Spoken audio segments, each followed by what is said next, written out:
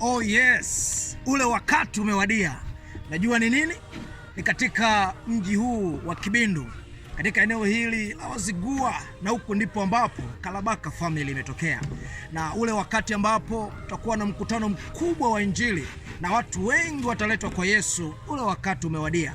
Na tunakwenda katika neno linalosema lipo tumaini, geuka kwa Mungu. Na kama una mpango, haujachelewa, bado unaweza ukapambana. Kama bado hujatoa sadaka yako na mchango wako katika mkutano huu, wakati ndio sasa. Siku zimebaki chache sana, na ikifika tarehe 11 ya mwezi huu wa 7 hapa Yesu atakwenda kutangazwa na mamia ya wakazi wa Kibindu watakwenda kumjua Mungu. Usikawie. Kama una mpango wa kuja, weka begi lako tayari, anza safari, njoo, lipo tumaini, geuka kwa Mungu.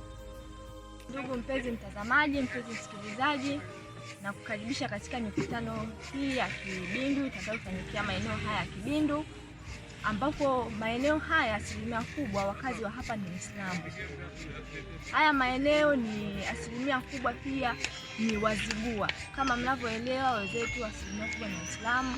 Usipange kukosa mafundisho yatakayofanyika hapa. Patakuwa pana mafundisho ya neno la Mungu ambayo yatafundishwa na mwinjilisti wetu Mwakisire.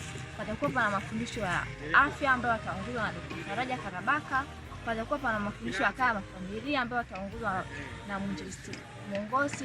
Pia patakuwa pana mafundisho ya AMR ambayo hayo mafundisho yataongozwa na Pastor Suleiman Moshi. Usipange kukosa.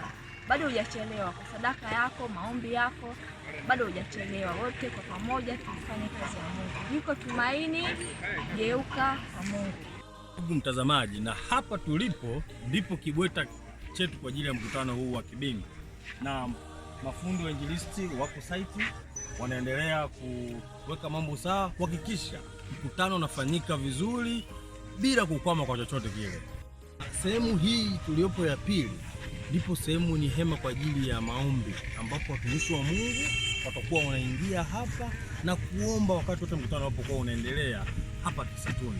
Na sehemu nyingine ya tatu, mpenzi wa mtazamaji, ni hema kwa ajili ya kambi ya afya. Hapa Kisatuni watu watapata matibabu bure, watapata pona kiroho hapa Kisatuni Kibindu. Hii ndiyo kambi ya afya ambako madaktari wetu Dr. Faraja atakuwa maeneo haya, Dr. Rozi na Dr. Elizabeth wakitoa huduma kwa wanajamii, ndugu zetu hawa Wanazigua wenzetu wa Kibindu. Mungu akubariki kwa sadaka yako. Endelea kutoa sadaka yako, tusapoti pale ambako inawezekana, ili watu wa jamii hii waweze kumjua Mungu, lakini pia wapone magonjwa yote ambayo yanawasumbua.